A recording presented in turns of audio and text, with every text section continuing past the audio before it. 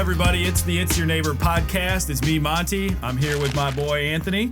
Oh, my gosh. And we're back after having a week off. It's so exciting. Anthony I was actually Alvarado. on vacation. Well, yeah, I know. Unlike the episode I accused you of being I know, on you vacation. said I was on vacation. And this time you actually were on vacation. I was on vacation. Yes. I did. I went actually with Rob to Universal Studios. He loved it. Yeah, you guys sent me a picture when you were at Hogwarts. Yeah, we were getting on the Hogwarts train. I did not expect that, by the way. I didn't, I went into our team chat, and there's our CEO, Rob, and that's who we keep talking to, by the way. Anybody's listening to this podcast, Rob is in the other room. He is our co-producer, just crushing this podcast. Yeah, he does. And we amazing. reference him almost every episode. Oh, yeah. Why wouldn't we? Yeah, well, you got a clear view of him. You guys can't see him. Someday, Rob will be back in the studio with us. I can't wait. We're doing this. We're going to have maybe episode 50. Yes. Rob will we'll do a celebratory team episode. Or 23. Episode so 23. Speaking about all the episodes for It's Your Neighbor podcast, of course, my name is Anthony Alvarado, co-host to this awesome show where we highlight local organizations and difference makers right here out of the Wisconsin State area. We're so glad to have our new friend in the house who we're going to introduce here in a moment. But before we get into that, I think it's important to mention two things. One, we just celebrated a big moment here at It's Your Neighbor podcast and Take Action Realty. And as we did 20 episodes, our first 20, big 2-0. That's cool. How are you feeling now that the podcast is back and making a splash here locally? I think it's awesome. I mean, when we started this is a little bit of what we envisioned. I don't think we envisioned the quality production that we have. No. We started off with some lesser cameras and some grainy go back stuff. to the pilot episode. It's a little shaky on video. And you and I are audio. The cool part is you and I are built very similarly mentally, where we're like, this isn't hitting the mark. And then we made Rob go shopping a couple times, and so we got some better and here equipment. We are. But I think the coolest part for us is the people that have seen the episodes and the people we've had on. Mm-hmm. I mean, last week the astronomers were on. It was a great episode. They have 500,000 Spotify followers, and they're playing the Meyer Theater next week Friday, and it's pretty much sold out. I think at this point they may have a few left. I think their VIP is definitely sold out. So to have those kinds of people on, and we go back all the way to episode 1 where we started with John Henry from Vickery Village, and he's got such a cool thing. I think we got to get him. I can't wait to get back over the Vickery Village. We got to get back. We got to get them back in here for sure. Especially Jerry. We got to bring the podcast to Vickery Village. Oh, that's a great idea. Yeah. All right, more ideas. Yeah. Rob? What about you, Anthony? What your first 20 episodes? I mean, to be honest with you, I have been dreaming about doing a podcast again because ever since I've been little, people are like, you should be on the radio with that voice. So here I am back on a podcast.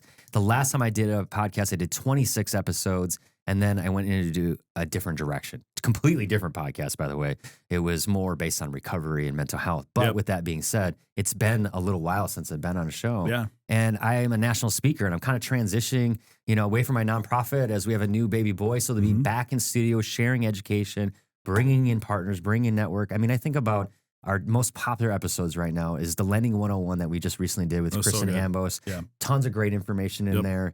And Chris from Chris Charles, Yep. And so Chris Charles and those guys, they did a great job providing education and resource. But we also have the entertaining side with episodes like We Empower did really well. They did. Rise Up Experiences. The girls' podcasts were really good. Brad and Carrie, too, is one of our most popular episodes that are downloaded consistently every single week since we started. And we're only 20 in. But we also took it on the road with Own the Night. We did. And I think that was really special. So I'm excited to see who's up and coming. It allowed to see how versatile we were, that's for sure. Yeah. To be able to get that. And that quality was great, too. And that was a very highly watched one. And, and I love the fact you said you had people to tell you have a voice for radio. Oh, man. I mean, I have a face for radio. I know. Now people are like, you should do your own meditation app and just do I don't know. If I could listen to that all day, I don't know.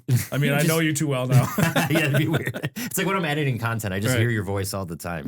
It's kind of strange. Anyways, so we digress, but we love the show. We hope everybody else is loving the show as well. So if you have not checked it out, please go to YouTube, go to our website, tarealitygroup.com. Go and subscribe. We're on Spotify now. We're about to drop on Apple Podcasts and other platforms where you get your podcasts. So thank you for listening. We are just getting started. We can't wait to see what's up and coming. Bigger impact. I mean, the draft is coming now. So you know what's going to happen. We got some big guests coming up. So we have a big one today, though. Yeah, why don't you get into it? I'll let you go. All right. So we have our new neighbor, literally our neighbor, like right across the highway.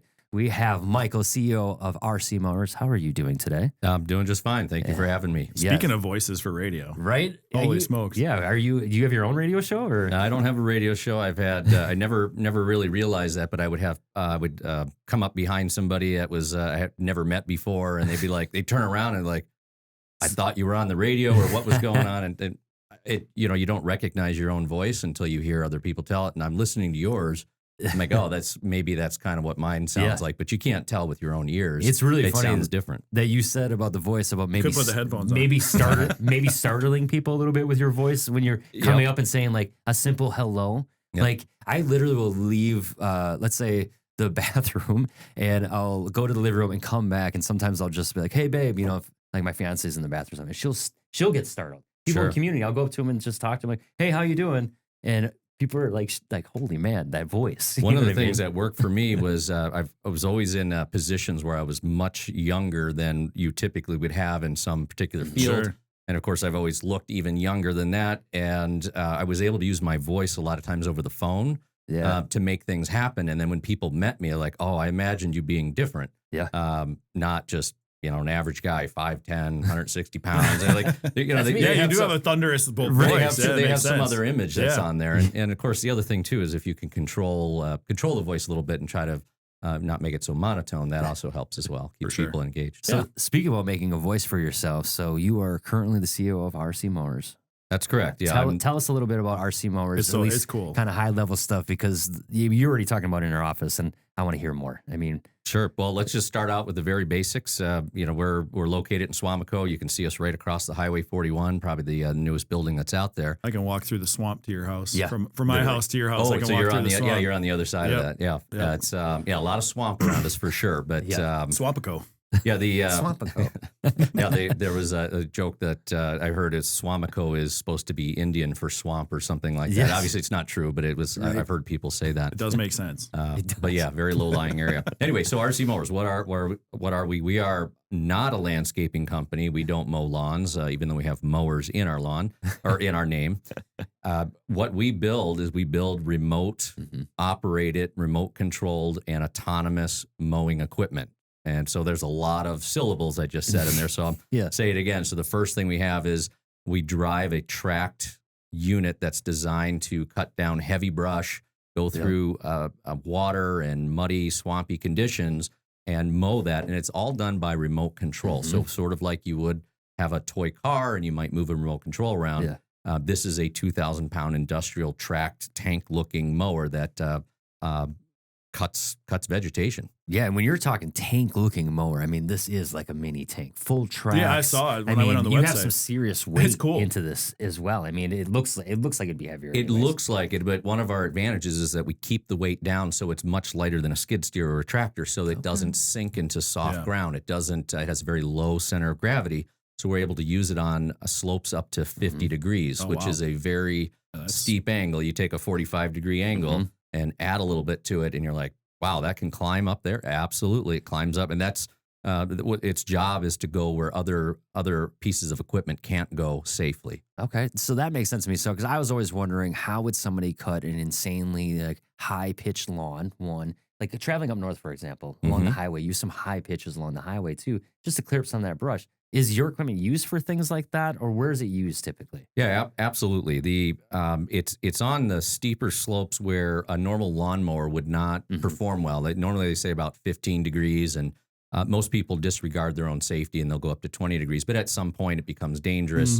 That's Rob. I used to work in lawn maintenance. So you understand. A lot of people are like, I can do that. 0 turns, they just start sliding down the hill. So it's used many times to take care of vegetation that's on those steep slopes. Overpasses is a common thing. Any types of hills that need to be mowed that are too large to put a person on safely, this is where this mower would come into effect. The other place that we found that was a kind of a secondary thing after we had designed this and founded the company was that it works really well in wet, swampy, muddy conditions. So it ends up going into ditches, retention ponds, and it mows down that area where traditionally the landscapers would have to use string trimmers, handheld string trimmers, and there may be 5 people working all day to cut down this vegetation, and our machine can do the same thing in about 2 hours with one person. Oh my So gosh. very large efficiency gains that are on top of the safety, the original safety plan. Efficiency is what really sells people on this piece of Yeah, it equipment. would have been nice 20 years ago. I know. I was doing that. I was like, I was thinking about like when my grandma used to make us cut thistles in her field, like in Oshkosh off of 21. Just it take all day, all day. weekend, even with a You know what I mean? with a riding lawnmower, and I would have a big, you know, I forgot the name. I think it was a Skag or something like that, Right. and big orange lawnmower, 55-inch deck, and we'd just be running over this stuff 3-4 times in certain fields. They just call us out of the blue. Hey, or a hay hacker or something. City's calling me. You know We need this cut, and we're like, all right, and then it's this tall off the ground. That stuff would have been Certainly, nice. we've had to do a lot of design work to try to find the optimal way to cut the material, and we've found ways to make it more efficient so we can cut both in forward and reverse. Again, being remote control, there's nobody on it, so you can move it back and forth, so we don't have to turn it, and it gets faster and faster. So a lot of things we've been working on is increased productivity and also reliability. It's a big thing because this looks like a tank and it's going in places that are hazardous. People tend to really beat on them quite a bit. So it's not babied like a sports car. Sure. It's basically sent down the hill like it's an old UTV that you're trying to break. Who's your typical consumer on that? Right. So our consumers on that are probably fall into 2 categories. It's going to be larger commercial landscapers, not a mom and pop shop occasionally, but usually someone that might have 50 to 500 or 5,000 employees even. The other part is going to be more government related. So municipalities that have to care for drainage ditches, retention ponds, right-of-ways and highways to the Department of Transportation, federal parks and state parks, people that have to take care of large pieces of property. Those are generally our biggest customers. But then we've also had a number of school districts because, again, they usually have a lot of property and it might be a different property. And occasionally we'll get a few things, maybe a golf course here and there. But really we don't. We'll sell to anybody who wants to buy. But primarily we stick with the municipalities, Department of Transportation, and our commercial contractors that are trying to make a living. I can already see your wheels turning to get one back here. Right?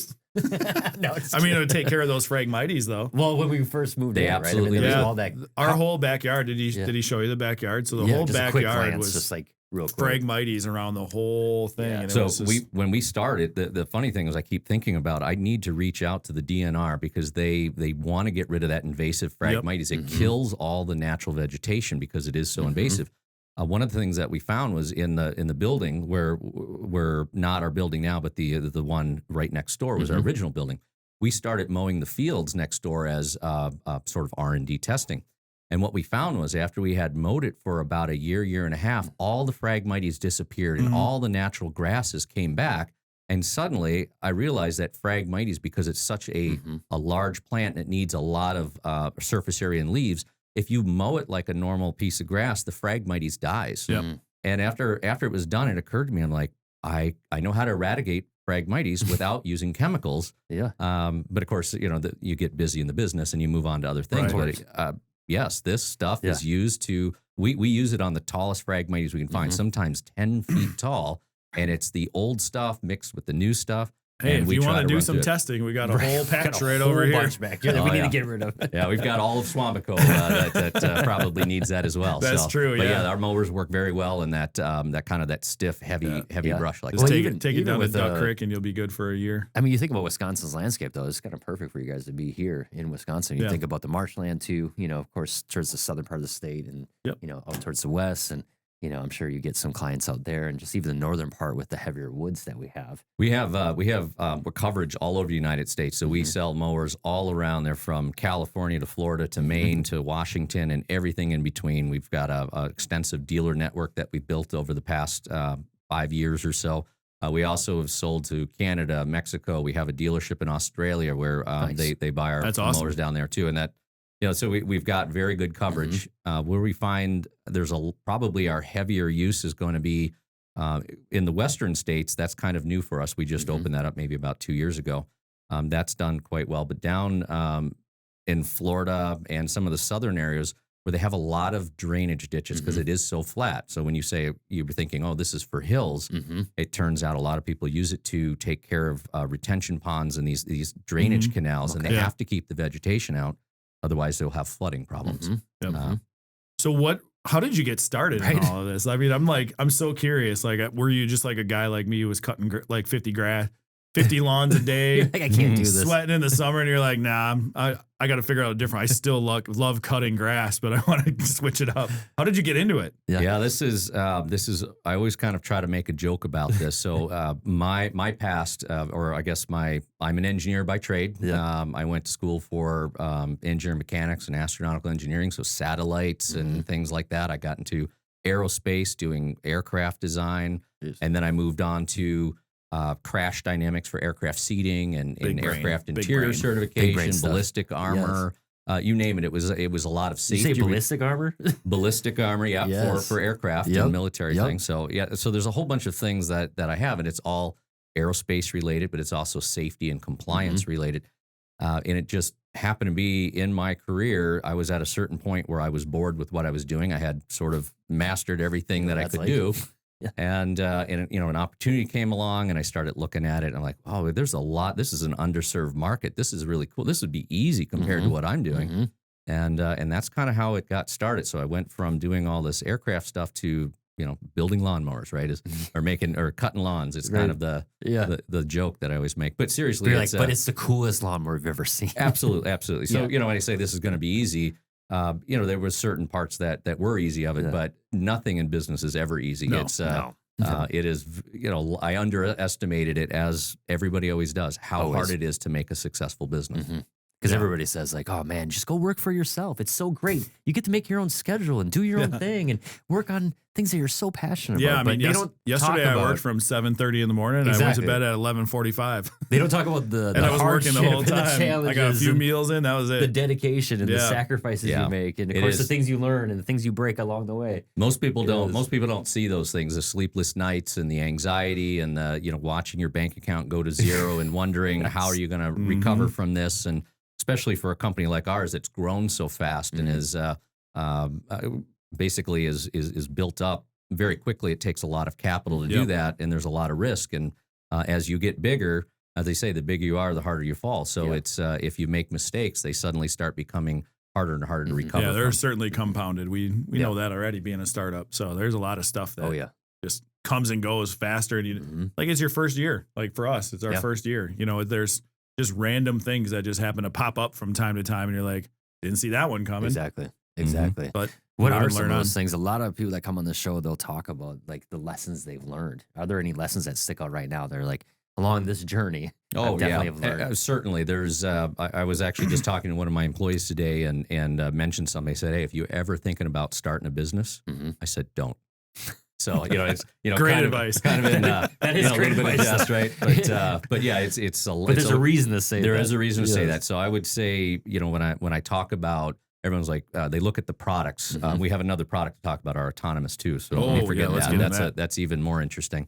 But as far as building the products, like, oh, that must have been so hard, or that's so cool. I said, well, building the product and making the product is only about 20% of building a business. 20%. I would say, everyone's like, I got an idea. Well, an idea is maybe 1%, and then you've got to build the product. But the other 80% is building the business around it to support your mission, your customers. Yeah. There's a lot more that goes into it. And what happens is a lot of times people are very good at some particular thing. Let's say I'm a plumber and I'm really good at doing the plumbing work, and I want to go into business for myself. And what turns out to be this, what got you there is not what you need to be successful. Now you need to learn, you need to know about accounting. You need to know about HR compliance laws. You need to know about safety. You need to understand about customer service. And then you have to figure out, how do I get customers? Well, then I have to do marketing and sales and in quotes. And suddenly you realize, wow, all I wanted to do was own my own business and be a plumber. And it turns out I spend less than 10% of my time in plumbing.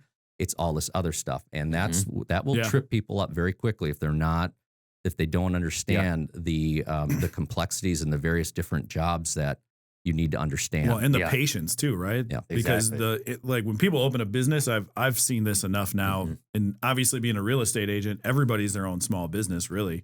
And then you have your broker, who's the bigger business, but still still a business, and then you have a bunch of small businesses running under that brokerage, and the ones that make it, and real estate is very difficult to make it more than 2 years. Most agents are out within 3 to 5 years because they don't treat it like a business; they treat it as a job. And the one crazy thing about it is in my experience, I've had maybe 10 agents that have worked with me or, under me in certain capacity. Now we have a lot more, but the ones that have gone through that cycle, like 2 or 3 have made it. And I've given them every resource that they've needed to succeed. The expectation is this is going to be easy. My friend's going to buy a house, right? And they get that one deal from their friend, and then there's nothing else on top of it. And it's like, you're not doing this the right way. Yeah, and you said the right thing, expectations. Yep. Not having the proper expectations set. So when you go into business, the expectation is, okay, I'm going to do this. I know it's going to be hard work is what I know it's going to be hard, but you don't realize how hard it's going to be. You're always going to underestimate what it really takes to get there. Yep. The amount of time you have to put in, there's suffering that goes with that, mental anguish, and you have to give up things that you used to be able to do. And even if you're not at work behind a keyboard, you're still at work. That's right. When you're sitting there at dinner, you're at work. When you're lying down in bed, you're at work thinking about a problem. When you're driving in the car, you're thinking about work. And so you have to be ready for that and be passionate and dedicated and be ready to put yourself through hell, basically, to make it successful. Otherwise, you've got a good chance of failing if you're not ready for that. Yeah. I mean, we all have heard probably the statements of within the first 5 years, an exponential amount of businesses fail. When you go into the 10th year mark, I mean, that's a whole nother category. I think about, and I would think even like a 2-year mark. Yeah. Like most businesses don't make it 2 years. I mean, people are even switching jobs every 2 to 5 years pretty commonly. So the stay in one thing and the dedicating discipline is something that we talk about quite a bit. And the hardship or the sacrifices that you're willing to make is usually tied back to a strong mission and purpose and the reason why you show up. It's a military thing though. Like, and you got to, like, I read a book, I think it was The Way of the Seal or something like that. And it was like the one thing I took out of the whole book, the guy was a little bit more, it was more rigid. of a me kind of book. Yeah. But the one thing I took out of it was embrace the suck. Yeah, like, absolutely. And that's kind of when things started changing for me, as I just embraced that mentality is like, I don't mind. Like adversity is sometimes little failures that equal learning lessons that equal success afterwards. And I'm sure you have to do that. A lot of your R&D for sure. Yeah, I had, so my father was in business and had started a company up in Peshtigo, Wisconsin. And so I got to see a lot of sort of what he went through, but I didn't really understand it. But there were certain sayings that came out, and he said, yeah, you got the tiger by the tail and you can't let go. Same thing in a business. If it's not going the way you want it or you don't like what you're doing, you can't just quit and go to another job, right? Especially when you've invested your own money and your house has now been mortgaged to pay for the business. It's if you let go of the tail, you get eaten. That's or you go bankrupt. So that was one of the things he said. I didn't understand it until he repeated it back to me maybe about a year ago, and he said, "Yeah, got the tiger by the tail, don't you?" He's like, and I'm like, "Oh yeah, there it is. Yeah. Thanks, Dad." Yeah, I'm not letting go. Now I understand. Yes, but the other thing that's helped me a lot is another thing is he had a little cartoon on his office door, and it was a stork that had eaten a frog. And outside of the stork's mouth were 2 hands choking the stork, and it said, never give up. And that was, and people would give him that because he would never give up, the tenacity to keep going. And that is another important thing is tenacity and to get through these difficult times that you just can't give up. There's never not a way to get something done. You have to find a way to do it. 100%. No, it's not all doom and gloom. We wouldn't. Right. Obviously, there's a payoff. There's a reward at the end of it. Certainly, there's a lot of rewards and payoffs. So you can look at, we have this nice new building here. We have we've created a tremendous amount of jobs for the community and some specialized high technical engineering and software and even in our assembly, we're building some very nice things together that even our assembly is enjoyable. It's not a sweatshop. It's there's a lot of pride in what people are doing here. Now, is this your only shop? Is in your only office right now? And so this is our main factory. About 2/3 of our employees are on site in the factory, and about 1/3 is distributed through the United States through various sales reps. We have some marketing people. We have product specialists in our autonomous products that travel around the world. So about 1/3 of them are off-site. How many employees total? We have about 50 right now. That's Nice. awesome. Yep. Yeah, that's great for us. That's So let's great for the community. No, let's let them talk about his autonomous. Yeah, that's what I want to do. All right, That's what I want to do. All right. I So thought you here- were, I thought you were flipping it. Nope, not flipping it. I want to hear about this. No, 'cause- so one of the second product that we now have, which is we've been working on this for about 5 years. Yeah. It may have been a mistake to invest this much money into it so early, but we have an autonomous mowing robot. This is not remote controlled. This is not human input. This is a machine that you bring around an area you want to cut. You will drive it around that area and then tell it to go mow it. It calculates the entire mowing plan, and it will go back and forth and stripe and mow that totally independent of anybody. And when it's done and it's finished, it'll come back home, or if it's out of gas, it'll tell you. But what it allows people to do is it gets rid of the boring, just routine back and forth, and it allows the operator, the human operators, to focus on higher margin, more important work that only humans are good at. So this takes out the middle of a big field and just cuts it all. Yeah. Why someone else is string trimming, or perhaps they're doing a flower bed work or something else like that. So No, again, it's a big deal for labor savings. That's the problem we're solving. Is even before COVID, when we started, labor in what I call like an entry level position of mowing lawns, often it's difficult to find people and keep them. And so this is now after COVID, you can imagine how much harder it is to get good employees to show up. How do I get my hands on one of these? All you have to do is write a check. Yes. But unfortunately, it's going to cost you a lot more than a lawnmower. So there's a lot of high technology. The sensors, the computers, the amount of software, the support that we have behind it. There's a tremendous amount that goes into this product. It's very complicated. And I still learn things every day as I'm talking to my technology team about, I didn't even realize you guys had done this or set that up. And I'm amazed by what we've done as well. We're going to get one. Now, someday. Right. It's going to be out here cutting the grass. That's going to be awesome. I mean, we have a huge yard. We do. But our lawn mowing guy's pretty good. That's true. Job. That's true. I don't want to make him unemployed. Yeah, this is not going to replace somebody. What it's going to do is replace the easy, boring part of a big job. It's not going to be good at mowing a quarter acre behind your house or something.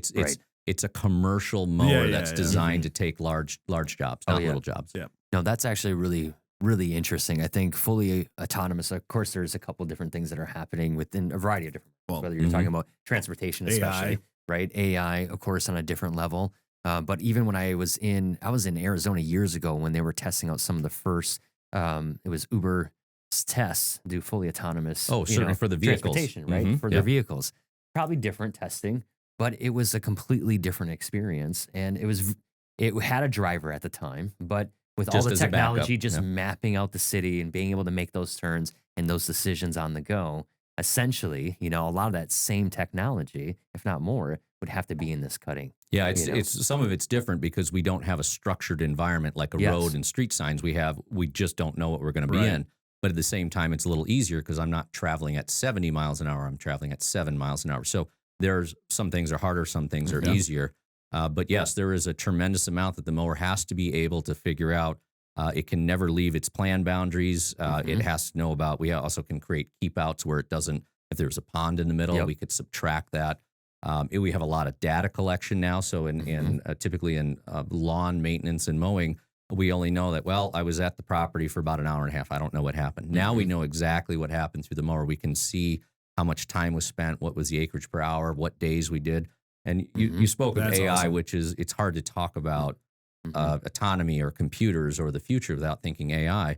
Our technology team is well aware of that, and they actually are working and investing in certain AI things, such as determining when is the right time to be cutting the grass, or what does it look like, detecting very small objects in the grass, like a bottle or something like that. You need to have cameras, image recognition, and then to improve it, you have to continuously learn on those things. So or a rock here, and again, a lot of people are talking about this. You would think, Silicon Valley and Austin, Texas, these are the places you do this. This is Green Bay, Wisconsin, where we have attracted together some very, very talented people that are building the wave of the future. There's very few people that are doing this autonomy in the mowers, and RC Mowers here in Swamico, That's Wisconsin awesome. is one of them. Well, congratulations. Yeah. That is huge. I mean, you think about your reason why and how you got here and how you can take all of your experience in previous, works that you've done before RC Mowers and how that is transcending into something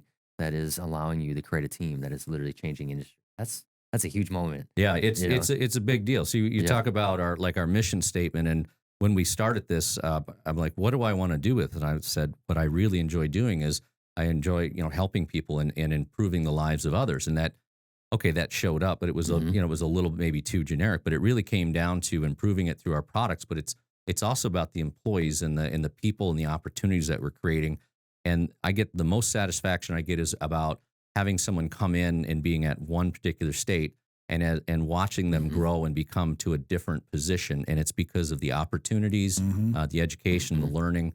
And so it's very important for our company when we bring people together that if they leave or when they leave, that they are not the same as when they came in, that they'll turn around and say, I have to thank Michael Brandt or I have to thank RC Mowers for helping me become a better person, more knowledgeable, more resilient, whatever the case may be. So we're going to take that very seriously. And I feel that. Yeah, that's awesome. You. Yeah, just helping to create essentially a better community together. Is what I mean. I mean, you are literally across the street from us. Yeah, and it's awesome to hear how somebody that I've went by the highway. It's like, I wonder what those guys do, a number of times. And I did some research. Watching it go up. Right. Drive past up the highway, go up north as we call it. Right. And there it is. How I'm like, cool what the is hell that? is it? Like, I assumed probably what everybody else assumed. Right. Oh, it's just a new brand, a lawnmower. Right. Maybe some riders. Aaron's competition or something. Then you go on. Then you actually look at it, look it up, and you're like, holy smokes, this is pretty cool. We definitely invest in the sort of more of the not the commodity business of lawnmowers, but the technology of bringing technology and new solutions to an old industry that's not innovating. So we're innovating in that. Now we're not going to sell millions and millions of mowers or be somebody that's just pumping them out like a factory. But we can create these solutions that are really making a difference and help us grow. One of the other thing that's worth mentioning is you look at the facility and say, oh, it's a nice facility, but we don't actually fabricate any of our own parts. We don't cut, bend, weld, or paint in this facility. We start at assembly, and we move from there to make the products. We do all our own engineering, our customer service, accounting, all the normal things like that. So we spend millions and millions of dollars in the community with partners and suppliers that are around different fabrication, machine shops, and sheet metal places. And so there's a lot of business beyond the 50 employees that we have. That's awesome. That support the community. So dollars are coming in from all around the United States or even the world. And we're an end destination for that. And then we spread that through the community. So it also feels good to know that we're helping make this area prosperous as well. Oh, that's really cool. That actually reminds me of Oshkosh Corp. Obviously out of Oshkosh and being a resident there for some time growing up, just seeing all the resources and the partners they had and the machine shops and the fabrication shops and the different places that entry-level positions at 18 years old paid well. And I was able to, do that.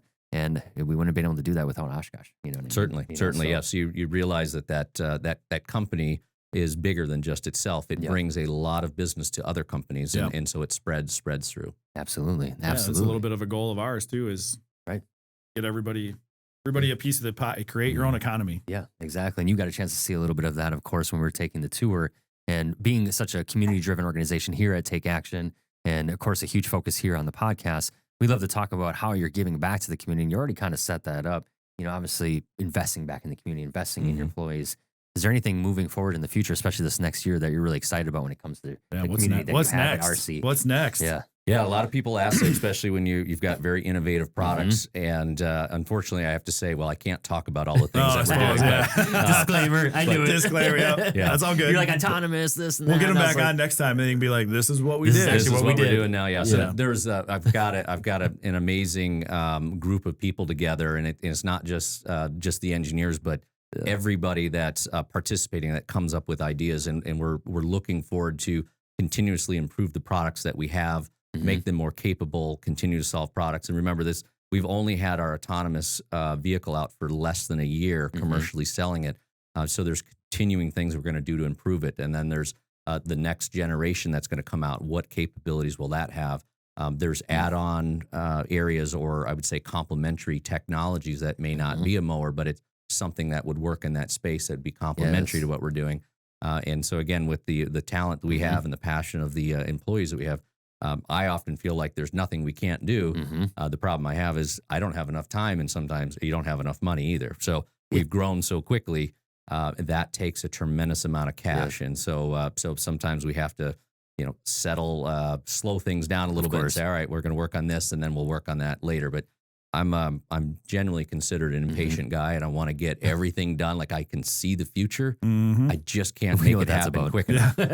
So we talk about that every week or every day. Every day. Here. Sometimes we're 10 months old, and now it's like I feel like we've accomplished last week or the last 2 weeks, like what we would have normally did in a year. We got a year's worth of work done in 2 weeks because that's team. Once we figure it out, it's like let's go. Yeah, the people that you surround yourself with, especially your team members. The people that are close to you absolutely matter, and what you're building others sounds really special. Yeah, you asked about, what do you need in business, and you talked about some things that would know, but the number one thing that comes to mind is if you want to be successful is who you surround yourself with, who you invite onto the team, and who you bring on. It's very, very important that you get passionate people, problem solvers. They're smart. They're a believer. They share values, the same values as the company, and as the leader, you want to surround yourself with people like that. And you can't stack the deck all the time, but your objective is to stack the deck any way you can, and it's really hard to do. But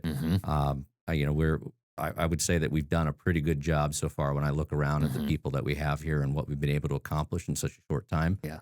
Clearly, there's been a little deck stacking going on with that. For sure. Yeah, of course. Kudos to you guys. I mean, that's how I feel too about our team and what we have on our leadership team, and even with our agents throughout, and some of the people that are about to come on board. Yeah, there's just some special people that are just doing something that's shaking up in an industry that needs to be shaken up a little bit. Absolutely, You know what I mean? and I'd love to create opportunities for the people that are in our community, some of the maybe new college grads that are, well, I have to move to California, but I don't want to. No, you don't have to move to California. We have high-tech jobs here. We have great opportunities for you to learn computer science or artificial intelligence or how to assemble high-end products. Just maybe you want to be an electrical technician, and we've got jobs for that as well. There's so many different things you can do. You don't have to run away. You can do it here in your home community. Yeah, that's awesome. I just thought of an idea. We could connect him with Carrie for the Glory players. Absolutely.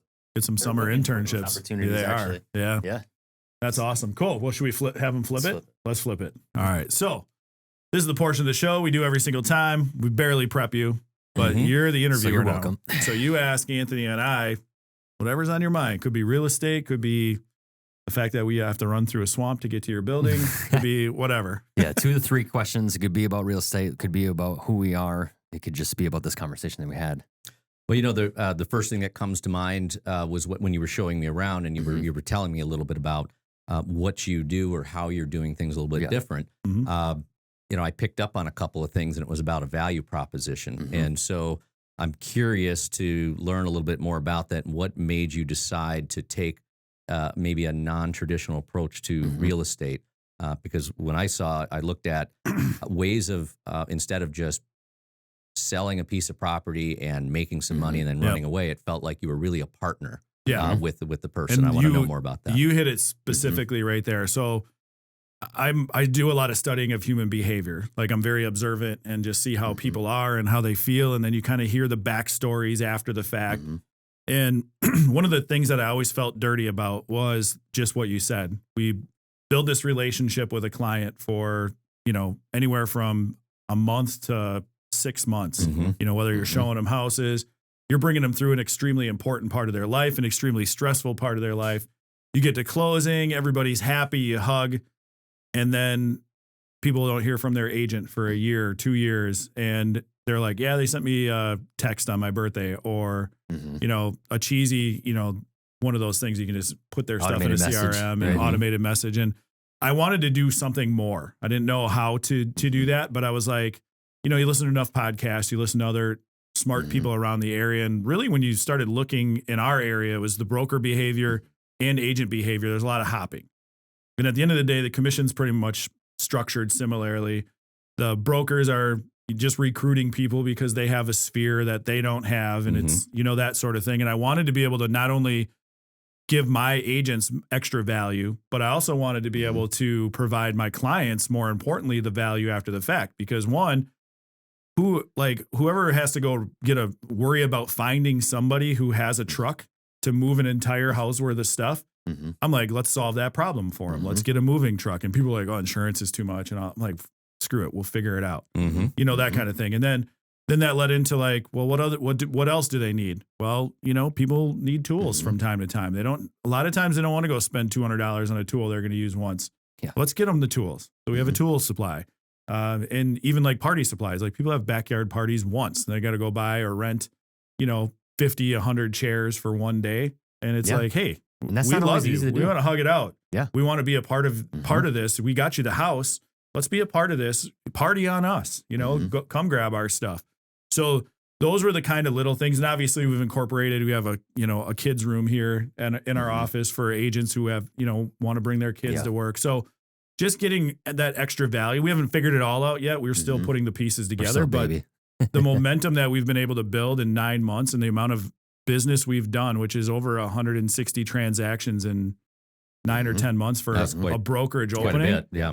Especially in this market. You know? We're doing it. Yeah. And, you know, that kudos to Anthony and obviously Rob for getting all this stuff. I got to give myself props too. You know, I was like, I'm very good at networking and seeing all of it in relationship building and taking care of people. That's the idea and the premise behind Take Action Realty is not just take action is an action. It's you have to do it. If something comes out of your mouth and you mean it, you better do it. And that's how I've, you know, kind of gone here for the last 6-7 years is, if I'm going to do something, I'm going to say something, I'm going to prove you that I can do it. So, yeah, it sounds like we have similar values. Some of the things that I would talk about in my company is, first of all, is you need to solve your customers' problems. That's kind of what we're doing first and foremost. But the other thing that you're trying to do is you're making sure that you're living up. What does the customer expect? Did we give that to them? What did we promise the customer? I've just been spending a lot of time recently with my own staff of getting them to ask these questions so that we can focus back on the customer. Because a lot of times as businesses grow, you start turning inward and you start thinking about yourself, your own problems, what's good for me or what's interfering with my enjoyment. And to be successful, there's really one place you need to look, and you solve every problem backwards by asking, what does the customer expect? What did we promise them?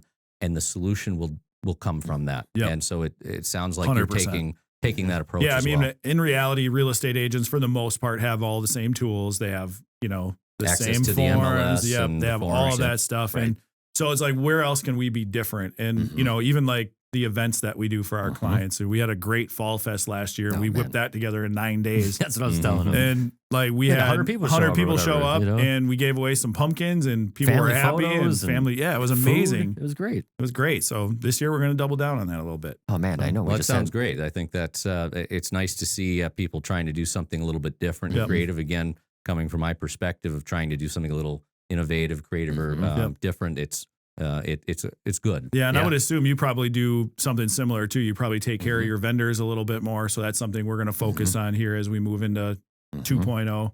I think our vendors usually are bringing us donuts and things like that. So I'm like, when I'm looking at it, it's usually Christmas time. I get all these boxes and I'm like, all right, put that in the break room. Put that in the break room. I get that too. Our lenders love us. I just went and spent $50 on meat at Maplewoods off of a gift card I got. So I was like, let's go. Oh man, that's actually cool. I look at the same way too, and I know you didn't really ask, but it just brought up for me, like when I thought about coming into this real estate space, it was quite different for me. I always wanted to be in like short-term rentals or maybe doing some, you know, just Airbnb properties or something like that, right? Okay. And what I noticed though, looking at brokerages and realtors pretty much all across the country, a lot of the marketing and the communication was pretty flat. It was dry. You know, it's what you would expect. And some of it makes a lot of sense. Houses sold, you know, best transaction of the month or whatever. Yeah, you want to show that you're selling houses. Right, exactly. Sure, and at the same time, it was a lot of what seemed to be just kind of regurgitated messages of being a realtor in a brokerage. So for me, I was like, this is an opportunity to do exactly what I do to everything I jump into, is kind of take a really creative look at how can we start sharing community stories and driving realtors as the local resources that they are. So they can help our community members navigate what's so special about this community and the neighborhood that they potentially want to live in. And so we're doing that through this podcast studio. We're doing that through weekly trainings. We're getting an opportunity to come alongside our team and develop a marketing and branding plan that not only complements Take Action, but also helps them build their individual businesses. Yep. So working more of as a collective force. And you can see if you just jump on our social, we're way different than any other brokerage really across the entire United States. We look different, we talk different, and the reason is because we're being really truly we're authentic, yeah. You know, and I know authenticity in marketing is becoming a big discussion. Before you know it, everybody's going to probably talk a lot about. It's so important to be vulnerable. It's so important to be open and honest. That's been talked about. Gary Vee's been sending that message out for like 10 years. And so when people start grasping onto it, which is happening, the truth is though we are really honest in what we do in our approach, and we do want to build lifelong relationships, and we want to do in a lot of ways that we enjoy life. And that's having community events, driving things like our tailgates and community gatherings. And we pop up around the community. Like we do strolling the streets, which is like a house tour, but it's in a party bus with Kevin Barry, who used to play with the Packers. Now he's a realtor with us. That stuff. Was a big guy you met out Okay. there. Yeah. He did play for the Packers. So, you know, doing things like that. I mean, we have that coming up at the end of the month, right in the beginning of June, actually. Yeah. So we're excited about those things. Yeah, and it seems like a lot of other people are like, hey, wait a minute. It seems like you're doing something different. And people are talking about it. And the other cool part too is we live here. We live in the community.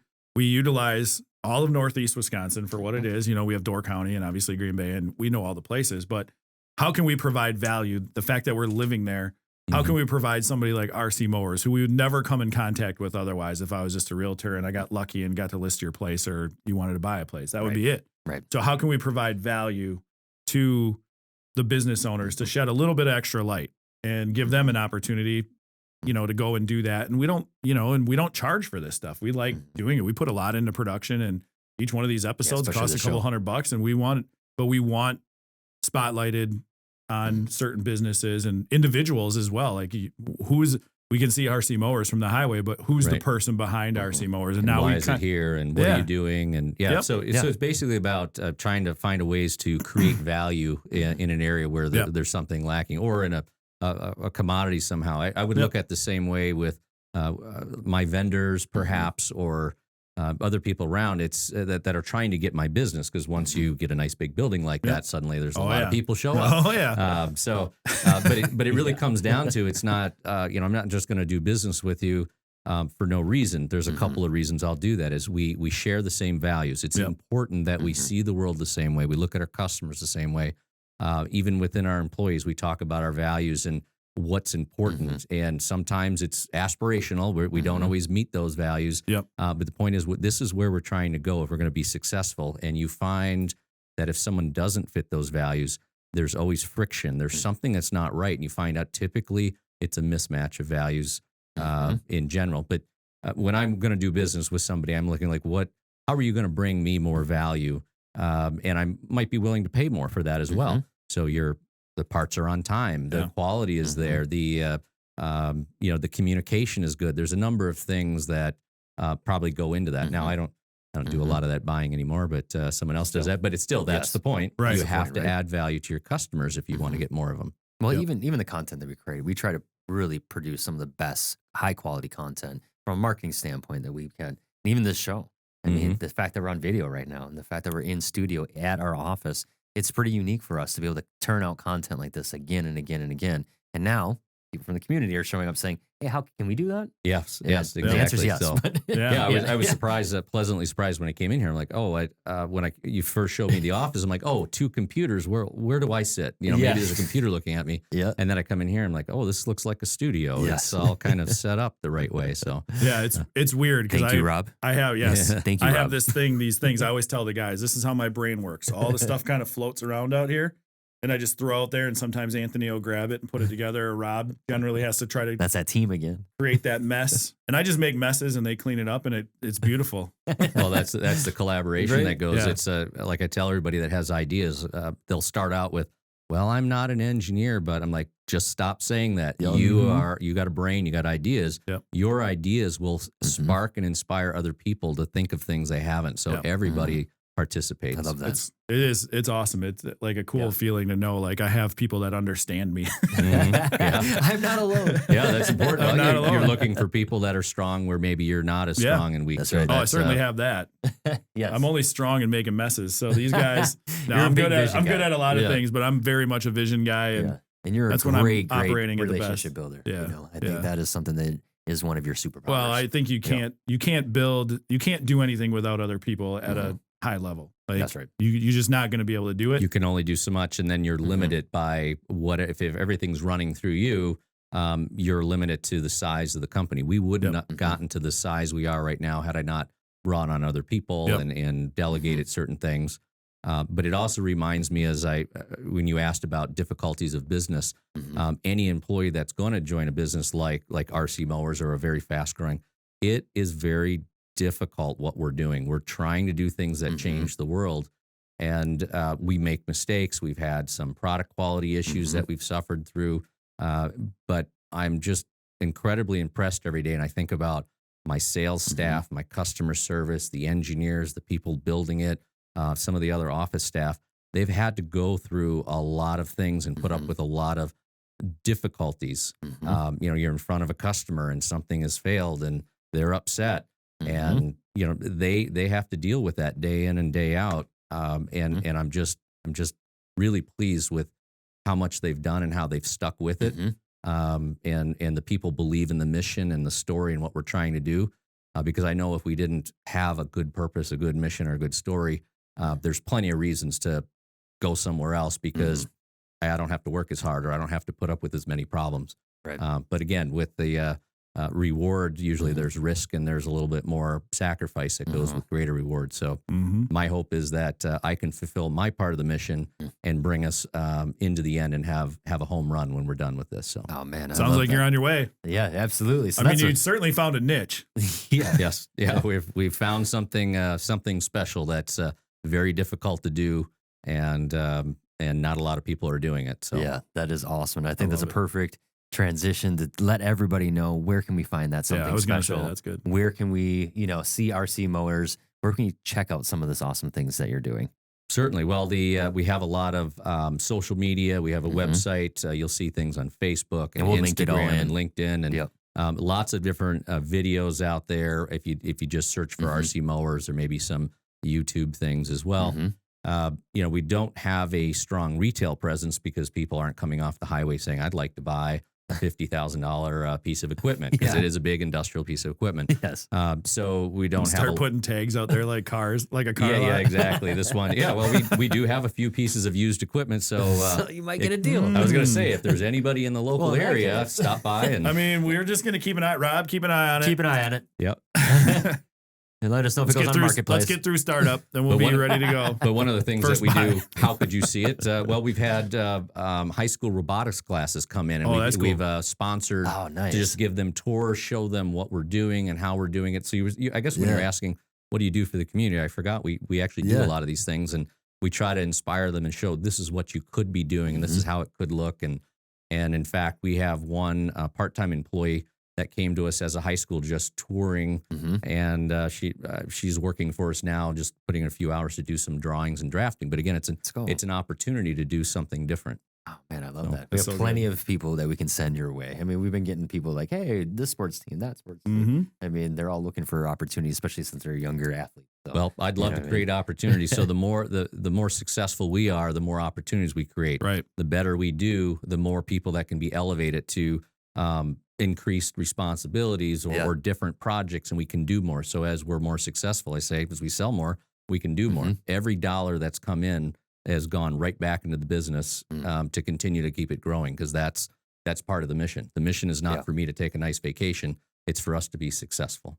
So that's the way I treat the business. That's for me is like, what kind of legacy am I leaving? That's right. At the end of the day, what kind of impact did I have on my community and the people around me? And we're getting there. That's right. That's Absolutely. right. We got to hand this thing off someday. That's right. That's right.